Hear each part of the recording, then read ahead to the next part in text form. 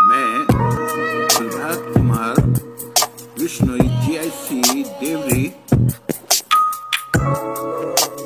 Economics study point पर online classes में आप सबका वेलकम करता हूँ। बहुत बहुत वेलकम, बहुत बहुत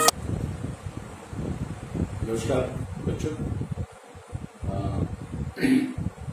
आज का नए टॉपिक के साथ में हम अपनी ऑनलाइन क्लास में मौजूद हैं और आशा है कि आप सब भी अच्छे करके पढ़ाई कर रहे होंगे। ठीक है ना, कर रहे होंगे। देखिए, बोर्ड परीक्षा की चर्चा चल रही है और कुछ राज्य चाहते हैं कि अभी हो जाए, 1 जून से ये परीक्षा करा दी जाए, है ना।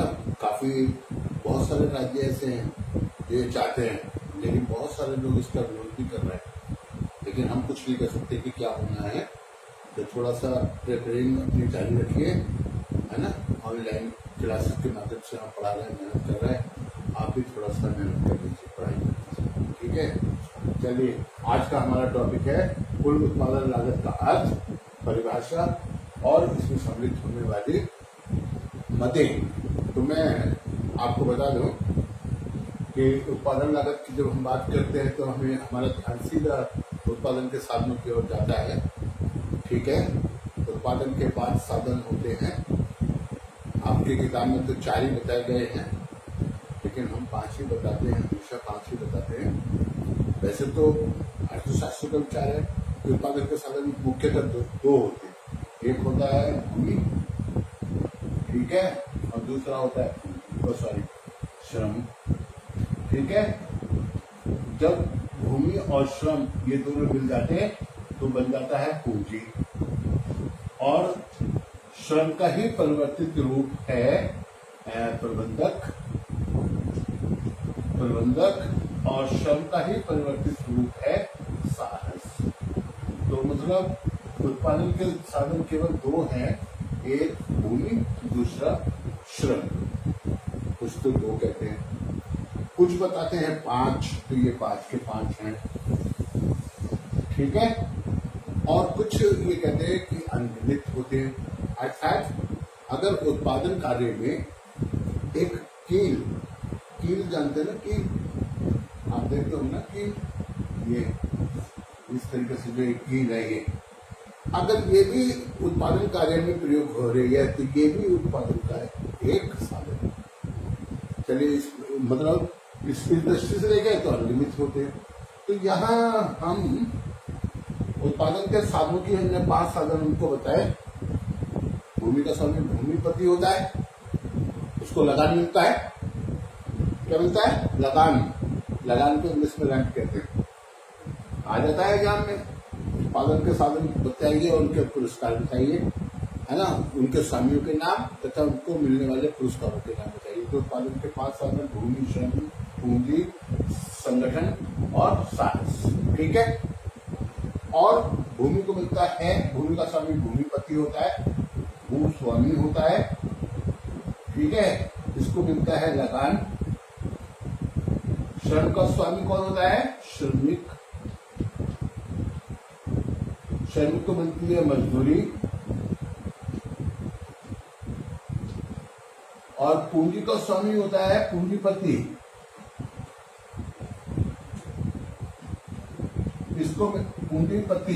इसको मिलता है ब्याज। ठीक है, प्रबंध का स्वामी होता है प्रबंधक, मैनेजर, और इसको मिलता है वेतन। ठीक है, और ये साहस का स्वामी साहसी को हम उद्यमी भी कहते हैं।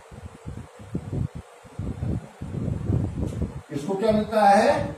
लाभ और हानि। तो ये एग्जाम में क्वेश्चन आ जाता है, उत्पादन के साधन, उनके स्वामी तथा मिलने वाले पुरस्कार। तो मैंने इसको आपको समझा दिया, ठीक है। ये आप ध्यान रखिएगा।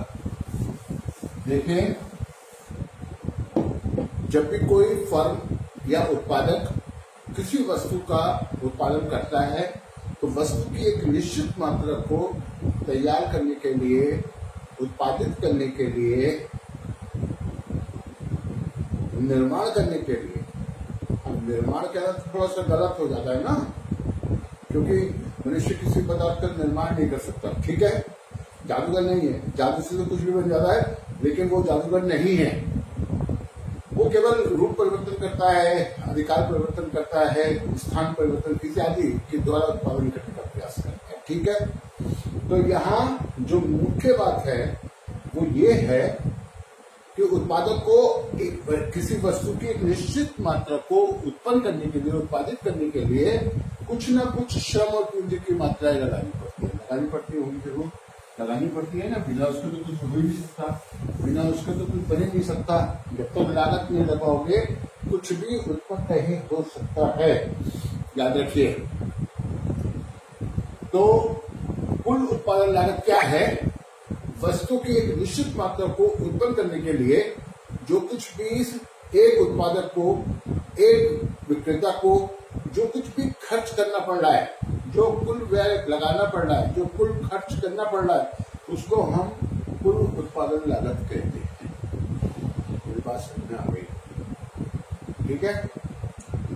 उत्पादन लागत, कुल उत्पादन लागत, वस्तु की एक निश्चित मात्रा को उत्पन्न करने की लागत।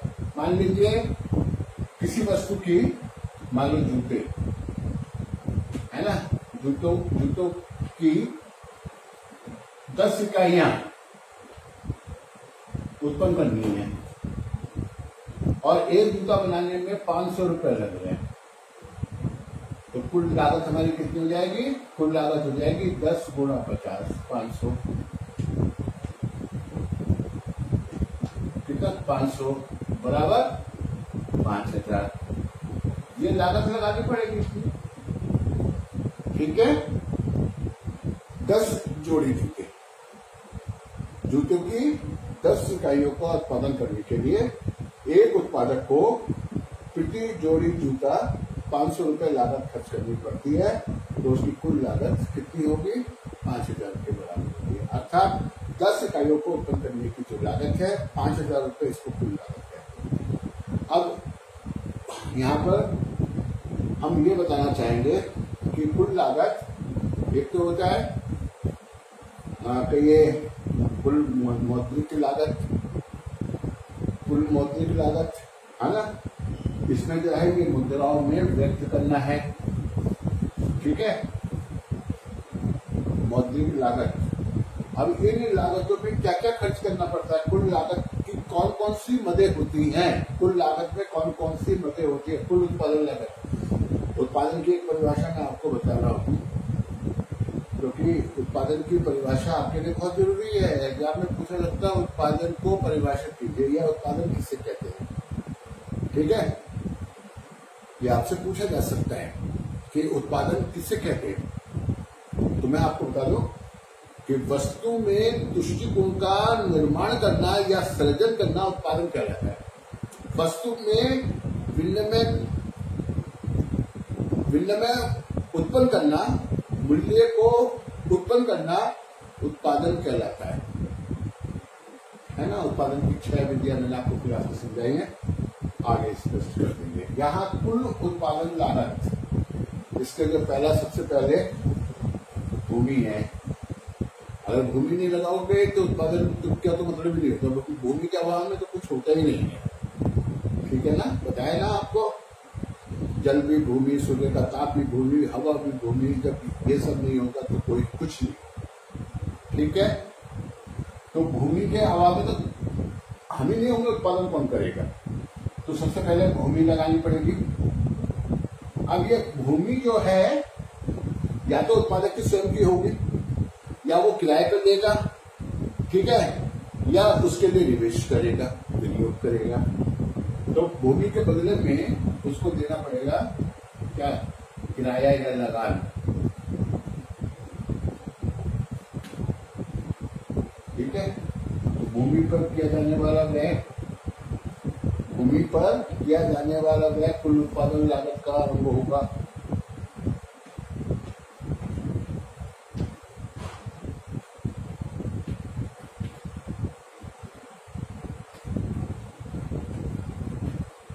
तो कच्चे माल की कीमत,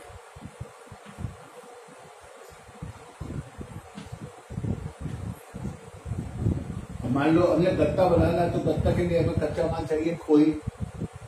ठीक है, अगर हमने चटाई बनानी है जो बच्चों के बैठने की होती है तो उसके लिए हमको जूट चाहिए कच्चे माल के रूप में।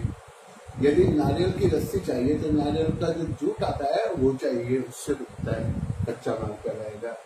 इसी प्रकार यदि शराब बनाना है तो उसके लिए सीरे की आवश्यकता पड़ती है, चीनी बनानी है तो गन्ने की आवश्यकता, समझ लो कच्चा माल है ना। तो कच्चे माल को खरीदना पड़ता है।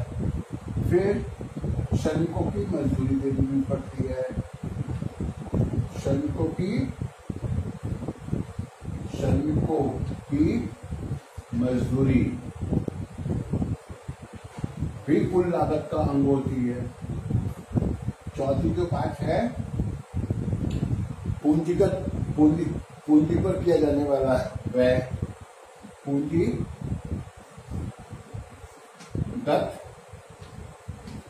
वस्तुओं पर, पूंजीगत वस्तु जिनका उत्पादन कार्य में प्रयोग किया जाता है, अर्थात जो मशीन के रूप में, औजारों के रूप में होती है, ऐसी वस्तु पूंजीगत वस्तु कहलाएगी। तो पूंजीगत वस्तुओं पर किया जाने वाला व्यय, पर किया जाने वाला व्यय, ये भी कुल उत्पादन है ना, व्यय माने खर्च, ये भी कुल उत्पादन लागत का अंग होता है। फिर पूंजीगत परिसंपत्ति का ह्रास व्यय, पूंजीगत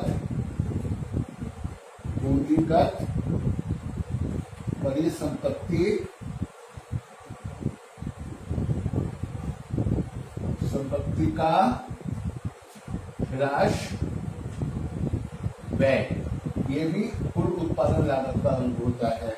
फिर होता है ना ऊर्जा पर किया जाने वाला व्यय, ऊर्जा जैसे बिजली, ऊर्जा पर यानी किया जाने वाला व्यय, चाहे वो कोयला का प्रयोग किया जा रहा हो या परमाणु बिजली का प्रयोग किया जा रहा हो, है ना, ऊर्जा पर किया जाने वाला व्यय, जैसे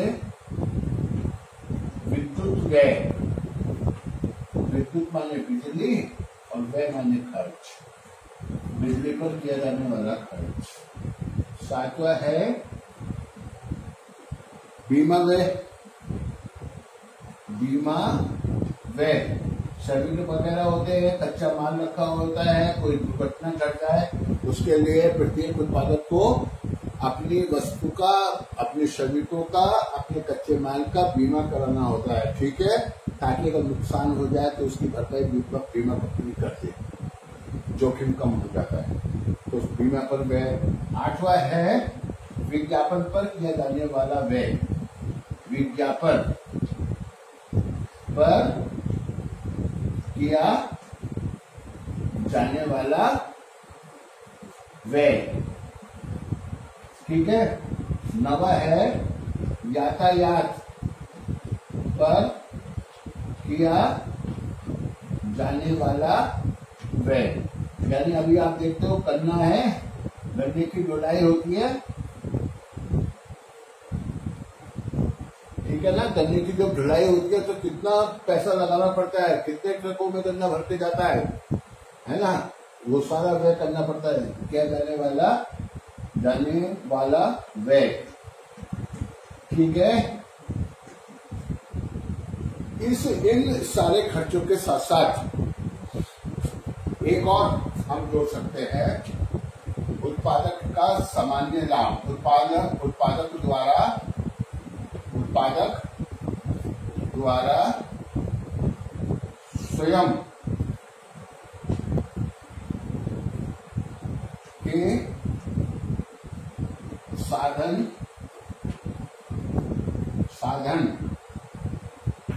व परिश्रम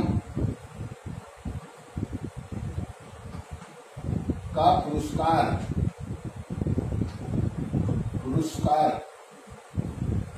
ठीक है। और 11वां है उत्पादक का सामान्य लाभ, उत्पादक का सामान्य लाभ। चलिए एक एक की हम आपको व्याख्या करके बताते हैं, ठीक है। जैसे भूमि का किराया वगैरह देना है, कच्चे माल के बगैर तो उत्पादन होने नहीं, पूंजीगत वस्तु मशीनें लगाई जाएगी, बिल्डिंग वगैरह बनाई जाएगी, श्रमिकों पर को मजदूरी दी जाएगी, ठीक है ना। श्रमिकों के लिए तो 2 प्रकार की मजदूरी फैक्ट्री देती है, एक असल और एक नगद। नगद जो मौद्रिक रूप में दी जाती है, और असल जो नगद मजदूरी के अतिरिक्त जो सुविधाएं श्रमिकों को दी जाती हैं उसको नगद मजदूरी कहते हैं, ठीक है। जैसे आराम करने के लिए एक उपयुक्त वातावरण, एक अच्छा विश्रामालय, हवादार, लंच टाइम में कुछ नाश्ता वगैरह, ठीक है। बच्चों के पढ़ने के लिए स्कूल वगैरह की व्यवस्था, मंदिर वगैरह की व्यवस्था, श्रमिकों को धुलाई वगैरह के लिए दिया जाने वाला व्यय, दी जाने वाली ड्रेस इत्यादि, ये सब जो है असल मजदूरी के अंतर्गत आती है, ठीक है। ये ध्यान रखिएगा। तो श्रमिकों पर व्यय जो होता है उसको मजदूरी कहते हैं। पूंजीगत परिसंपत्ति का है आश्रय। मान लीजिए एक पूंजीगत परिसंपत्ति है जिसका मूल्य है, मतलब वो पूंजीगत परिसंपत्ति यानी मशीन, ठीक है ना, जिसकी कीमत है 60,000 रुपए। कितना? 60,000 रुपए, और ये 5 वर्ष चलनी है। इसका जीवन काल है 5 वर्ष, ठीक है। 5 वर्ष बाद ये मशीन कंडम हो जाएगी, बिल्कुल खराब हो जाएगी, इसका प्रयोग उत्पादन कार्य के लिए नहीं किया जा सकेगा। तब क्या करना है? 5 साल का मतलब यह 1 साल में कितना गिर जाएगा, कितना किसमें घिसावट हो जाएगी। ह्रास माने घिसावट। पूंजीगत परिसंपत्ति का ह्रासव्य यानी पूंजीगत परिसंपत्ति पर होने वाला घिसावट जो है, होने वाली घिसावट, इसको 5 से इसको 60 को भाग कर दोगे 12,000 रुपए प्रति वर्ष कम हो जाएगी वो पूंजी। पहले साल 12, दूसरे साल 12, तीसरे साल 12,000, चौथे साल 12,000, ठीक है, और 5वें साल 12,000, और उसके बाद ये मशीन हो जाएगी कंडम, क्योंकि 60,000 रुपए कीमत वसूल ली गई है। अब ये मशीन जो है काम नहीं करेगी, इसको रिप्लेस करना पड़ेगा। तो ये जो पैसा पूंजीगत परिसंपत्ति का ह्रास जो है प्रति वर्ष 12,000 रुपए है। जब तक ये मशीन पूरी तरह कंडम होगी, उसका कुल व्यय यानी कि उसको किया जाने वाला कुल व्यय 60,000 रुपए इकट्ठा हो जाएगा, जिससे वो मशीन दोबारा से स्थापित कर दी जाएगी और फैक्ट्री में रुकावट नहीं होगी। तो इसको कहते हैं पूंजीगत परिसंपत्ति का ह्रासव्य। ये भी जो है उत्पादन लागत का अंग होता है, कुल उत्पादन लागत का। ऊर्जा पे विद्युत है, बिना विद्युत का कुछ हो नहीं सकता। जहां पर इंडस्ट्री होती है, जहां पर उद्योग होते हैं, वहां पर बिजली होती है, इसमें शक नहीं है ना। बिजली के बगैर क्या होगा? मशीनें कैसे चलेंगी? डीजल से चलाओगे, जनरेटर से चलाओगे, तो डीजल का प्रयोग करना पड़ेगा, ठीक है। चलिए आगे करते हैं। बीमा पे खर्च करना बता दिया आपको। इसके अलावा विज्ञापन पर किया जाने वाला विज्ञापन, तो जितना अच्छे व्यक्ति करेगा, कोई बड़ा मशहूर व्यक्ति विज्ञापन करेगा तो उतना ही ज्यादा माल बिकेगा ना, ठीक है ना। जैसे अमिताभ बच्चन जी आते हैं और क्या बोलते हैं, बोरोप्लस के लिए बोल देते हैं, घड़ी सब्स के लिए बोल देते हैं। सुना होगा विज्ञापन, बहुत से लोग आते हैं। जैसे सचिन जी आते हैं, भारत रत्न मिला सचिन तेंदुलकर को, बहुत बढ़िया है ना, खिलाड़ी है वो। क्या कहते हैं? Boost is the secret of my energy. तो ये एक मतलब विज्ञापन ही है, तो इस पर बहुत खर्च करना पड़ता है। ये बड़ी हस्तियां 2-4 हजार 2-4 लाख में विज्ञापन नहीं करती, लाखों रुपया लेती है विज्ञापन। एक छोटे से विज्ञापन 10 मिनट का, 10 सेकंड का, 10 सेकंड, 15 सेकंड, 20 सेकंड, है ना, 40 सेकंड के एक विज्ञापन के लिए 40-40 लाख रुपए लेते हैं ये लोग, 50-50 लाख रुपए लेते हैं। चलिए विज्ञापन के किया जाने वाला वह यातायात, कच्चा माल लाना है और निर्मित माल भेजना है, तो उसके लिए यातायात का प्रयोग किया जाना है। तो यातायात पर जो खर्च होता है वो भी कुल उत्पादन लागत का अंग होता है। चलिए फिर उसके बाद है उत्पादक द्वारा स्वयं का, भाई उत्पादक जो है अपनी पूंजी लगाता है, अपना श्रम लगाता है ना, अपने साधन लगाता है, तो उनका पुरस्कार भी कुल उत्पादन लागत में सम्मिलित किया जाता है। इसके बाद 11वां नंबर है उत्पादक का सामान्य लाभ। यहाँ पे आप का और लिख लीजिए, का सामान्य लाभ। सामान्य लाभ का मतलब है शून्य लाभ। भाई जो लागतें हमने लगाई है वही मिल जाए, तो बहुत नहीं, भाग पे भूख की लगोगी सही। अब ऐसा ना हो कि अपनी जेब से देना पड़ जाए, ठीक है। तो ये सामान्य लाभ भी कुल उत्पादन लागत का अंग होता है। तो यहाँ तक हमने आपको ये बताया कि कुल उत्पादन लागत किसे कहते हैं, कुल उत्पादन लागत में कौन कौन सी मदें सम्मिलित होती हैं। अगले प्रोजेक्ट में हम आपको बताएंगे कि लागतें कितने प्रकार की होती हैं, ठीक है। एग्जाम में आना है आपके, एग्जाम में जो आना है स्थिर लागत, परिवर्तनशील लागत इसे कहते हैं, सीमांत लागत, औसत लागत, कुल लागत, ठीक है। अवसर लागत, और अवसर लागत तो जरूर आना है। एक्स के लिए वाई की त्यागी जाने वाली मात्रा वाई के लिए वाई की अवसर लागत कहलाती है। एक्स की वो मात्रा जो वाई के लिए त्यागी जा रही है, ठीक है। चलिए बाद में मिलते हैं। आप इसको बहुत अच्छे करके तैयार कर लीजिए। उत्पादन लागत किसे कहते हैं, इसमें कौन कौन सी बातें सम्मिलित होती हैं। साथ ही हमने आपको उत्पादन के विभिन्न साधन और उनको प्राप्त होने वाले पुरस्कार भी बताया। Okay bye, thank you.